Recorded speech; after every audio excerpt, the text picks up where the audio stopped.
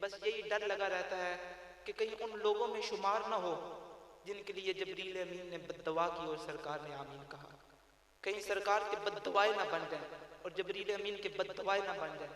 اسی لیے یہ میں کتاب لے کے آیا کہ اس سے علماء کی مولویوں کی تقریریں سنتے رہتے ہیں، آج آپ کو میں نے سرکار مدینہ صلی اللہ علیہ وسلم کی تقریر سناتا ہوں۔ آج سے 1500 سال پہلے مسجد نبوی کے اندر جو سرکار نے خطبہ دیا تھا اور جو سرکار نے تقریر کی تھی رمضان شریف کے حوالے سے، وہی الفاظ آج آپ کی میں سماعتوں کی نظر کرنا چاہتا ہوں۔ تو حدیث کا احترام جو ہے وہ بھی ملحوظ خاطر رکھنا چاہیے۔ محدثین کہتے ہیں کہ حدیث کا احترام اتنا ہی ضروری ہے جتنا کہ سرکار مدینہ کا احترام ضروری ہے۔ امام مالک بازار میں جا رہے تھے تو کسی نے حدیث پوچھ لی، تو امام مالک نے اسے 70 کوڑے لگوائے، کہا تجھے حدیث کے احترام کا نہیں پتا کہ بازار میں چلتے ہوئے حدیث نہیں پوچھتے؟ آپ نے اسے 10 کوڑے لگوائے، 10 کوڑے۔ تو پھر اس پر ترس کھایا اور اس کو اپنے گھر لے گئے، آپ نے غسل کیا، کپڑے پہنے، ممبر لگایا، خوشبو لگائی اور بیٹھے حدیث پڑھنے کے لیے، اور سامنے وہ بھی وقت کے امام تھے جس کو کوڑے لگے، وہ سامنے اس طرح بیٹھے جس طرح سرکار مدینہ کے سامنے بیٹھے، اور اس طرح وہ حدیث سنتے تھے اور اس طرح محدثین حدیث سناتے تھے، اس طرح ذوق تھا حدیث سننے اور سنانے کا۔ اور وہ امام کہتے تھے کاش امام مالک 10 کی بجائے زیادہ کوڑے لگا لیتے اور زیادہ حدیثیں بتا دیتے۔ 10 کوڑے امام مالک نے لگوائے تھے، تو اتنا حدیث کا ذوق اور اتنا شوق تھا۔ اب سنیے سرکار کا خطبہ اور سرکار کی تقریر سنیے، سرکار کے منہ سے نکلے ہوئے الفاظ سنیے، اور ان کا میں معنی بھی کر دیتا ہوں۔ ایک دفعہ دروشی پڑھے، اللہم صلی علی محمد۔ ان سلمان رضی اللہ عنہ قال خطبنا رسول اللہ صلی اللہ علیہ وآلہ وسلم فی آخر یوم من شعبان۔ حضرت سلیمان فارسی رضی اللہ تعالیٰ عنہ فرماتے ہیں کہ سرکار مدینہ صلی اللہ علیہ وسلم نے رمضان کے آخری دن خطبہ ارشاد فرمایا، شعبان کے آخری دن اور رمضان سے ایک دن پہلے سرکار نے خطبہ ارشاد فرمایا۔ آپ فرماتے ہیں یا ایھا الناس قد اظلکم شہر عظیم مبارک، اے لوگو تمہارے اوپر ایک ایسا مہینہ سایہ فگن ہونے والا ہے جو بڑی عظمتوں والا اور بڑی برکتوں والا ہے۔ خدا کی رحمتوں والا مہینہ تمہارے اوپر سایہ فگن ہونے والا ہے۔ ٹینٹ ہوتا ہے نا، یہ انسان کے اوپر یہ سایہ فگن ہوتا ہے، چھت انسان کے اوپر سایہ فگن ہوتی ہے، تو جس طرح چھت سایہ فگن ہوتی ہے، سرکار نے فرمایا اس طرح رمضان کا مہینہ امت محمدیہ پر اپنی رحمتوں اور برکتوں کے ساتھ سایہ فگن ہوتا ہے۔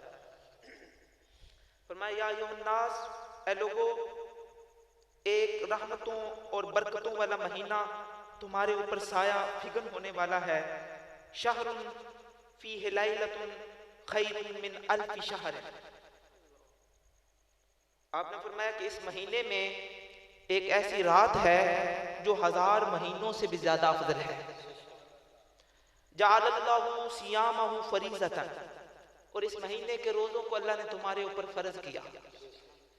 وقیام لیلۃ تطوعا، من تقرب فی بخصلۃ من الخیر کان کمن ادى فریضۃ فیما سواہ، ومن ادى فریضۃ فیہ کان کمن ادى 70 فریضۃ فیما سواہ۔ سرکار نے فرمایا کہ جو بندہ رمضان کے روزوں کو اللہ نے تمہارے اوپر فرض کیا، اور جو بندہ رمضان کے اندر نفل ادا کرے، اللہ رب العزت اسے فرض کے برابر ثواب عطا فرماتا ہے، اور جو ایک فرض ادا کرے اللہ رب العزت اس کو 70 فرائض ادا کرنے کے برابر ثواب عطا فرماتا ہے۔ یعنی رمضان میں آپ ایک نماز پڑھیں تو اللہ 70 نماز پڑھنے کے برابر تمہیں ثواب عطا فرمائے گا۔ 1 کلو 2.25 سیر کا آپ فطرانہ 2 کلو آپ صدقہ کریں رمضان کے اندر، 1 کلو کا صدقہ کریں تو اللہ 70 کلو صدقہ کرنے کا ثواب عطا فرمائے گا۔ اور فرمایا کہ وشہر مواسات، یہ مواسات کا مہینہ ہے۔ وشہر یزاد فی رزق المؤمن فیہ، اور سرکار نے فرمایا کہ اس مہینے میں مومن کے رزق کو بڑھا دیا جاتا ہے، مومن کے رزق کو بڑھا دیا جاتا ہے۔ فرمایا شہر صبر، اور فرمایا یہ صبر کا مہینہ ہے، صبر کا مہینہ ہے۔ اب صبر کیا چیز ہے؟ کیوں نہ کائنات کے سب سے بڑے صابر سے پوچھ رہے ہیں کہ آپ بتائیں، آپ کائنات کے سب سے بڑے صابر ہیں، آپ بتائیں کہ صبر کا کیا معنی ہے؟ جب سورہ عصر نازل ہوئی تو وَالْعَصْرِ إِنَّ الْإِنسَانَ لَفِي خُسْرٍ إِلَّا الَّذِينَ آمَنُوا وَعَمِلُوا الصَّالِحَاتِ وَتَوَاصَوْا بِالْحَقِّ وَتَوَاصَوْا بِالصَّبْرِ، تو سرکار مدینہ نے فرمایا کہ اس صورت میں والصبر سے مراد مولا علی کرم اللہ وجہ کریم کی ذات ہے، حیدر کرار کی ذات ہے۔ تو حضرت علی سے پوچھتے ہیں، سرکار نے ہمیں ترغیب دی ہے کہ رمضان صبر کا مہینہ ہے، صبر کرنا ہے اور رمضان میں صبر سیکھنا ہے، یا علی آپ بتائیے کہ صبر کسے کہتے ہیں؟ آپ صابر ہیں، آپ بتائیے کہ صبر کسے کہتے ہیں؟ تو حضرت علی کرم اللہ وجہ کریم فرماتے ہیں وَالصَّبْرُ مِنْهَا عَلَىٰ أَرْبَعِ شُعَبٍ، فرمایا صبر کے 4 شعبے ہیں، صبر کی 4 شاخیں ہیں، عَلَى الشَّوْقِ وَالشَّفَقِ وَالزُّهْدِ وَتَرَقُّبِ فَمِنِ اشْتَاقَ إِلَى الْجَنَّةِ وَمِنِ ارْتَقَبَ الْمَوْتِ، فرمایا صبر کے 4 شاخیں ہیں، شوق، خوف، زہد اور انتظار۔ آپ حضرت علی کے ذکر سننے کے لیے آئے ہیں تو یہ حضرت علی کا لنگر ہے، روحانی لنگر۔ فرمایا صبر کے 4 شاخیں ہیں، شوق، خوف، زہد، انتظار۔ یعنی شوق کس کا ہو، خوف کس سے ہو، اور زہد کا کیا مطلب ہے، اور انتظار کس کی ہو؟ تو فرمایا شوق جنت کی ہو، خوف جہنم کا ہو، اور انتظار موت کی ہو، اور زہد یعنی دنیا سے منہ پھیر لینا۔ تو حضرت علی کے نزدیک یہ صبر ہے۔ یا علی جنت کا شوق تو ہے لیکن جنت میں جائیں گے کیسے؟ جہنم کا خوف تو ہے لیکن جہنم سے بچیں گے کیسے؟ اور زہد یعنی دنیا سے منہ پھیر لینے کا فائدہ کیا ہوگا، اور انتظار موت کا کیا فائدہ؟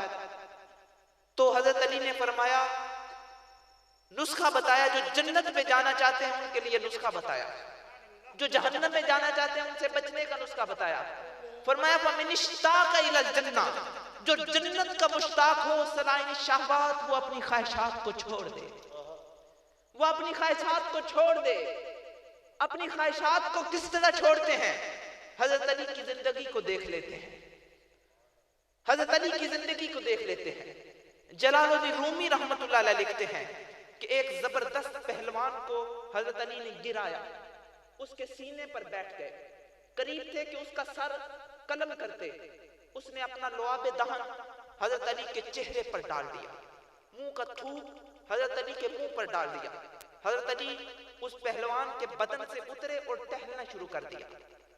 کسی نے کہا امیر المومنین اتنے زبردست پہلوان کو گرانے کے باوجود سر کیوں نہیں کاٹتے؟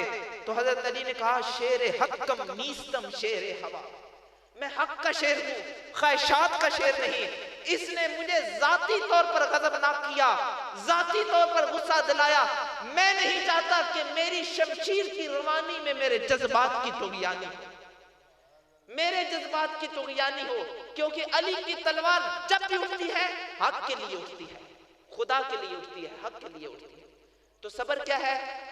تو صبر کیا ہے؟ شوق، خوف، انتظار اور زہد۔ تو فرمایا فَمِنِ اشْتَاقَ إِلَى الْجَنَّةِ، جو جنت کا مشتاق ہو وہ اپنی خواہشات کو چھوڑ دے، روزے کی صورت میں اپنی خواہشات کو چھوڑ دے۔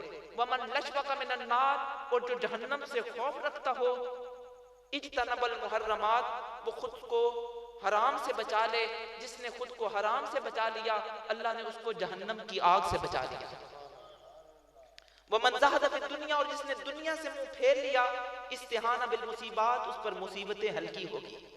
وَمِنِ ارْتَقَبَ الْمَوْتِ، اور جو ہر وقت موت کی انتظار کرتا ہے، وہ نیکی کرنے میں جلدی کرتا ہے، اللہ اسے توفیق دیتا ہے کہ وہ نیکی کرنے میں جلدی کرتا ہے۔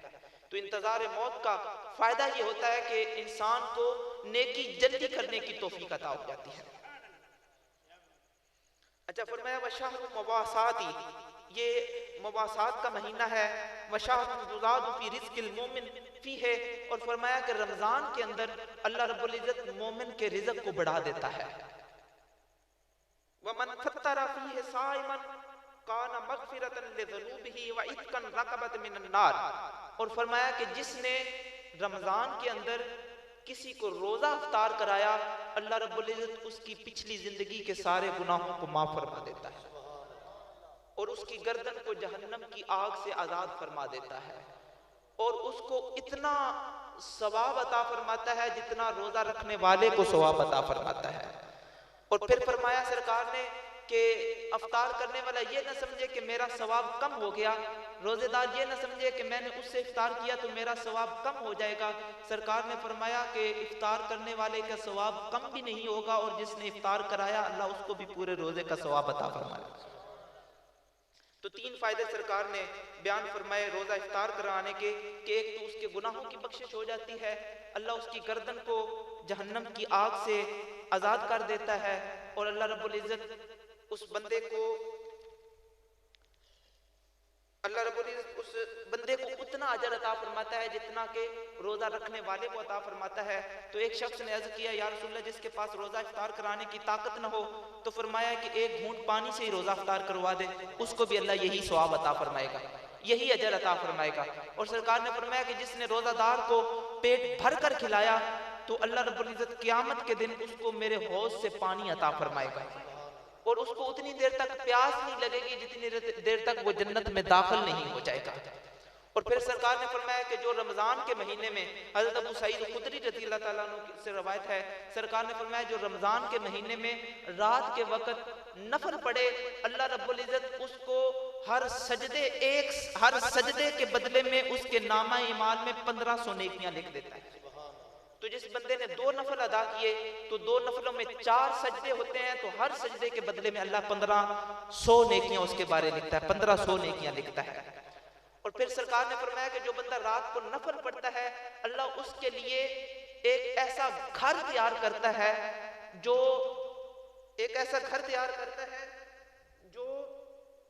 سرکار نے فرمایا کہ ایک ایسا گھر تیار کرتا ہے کہ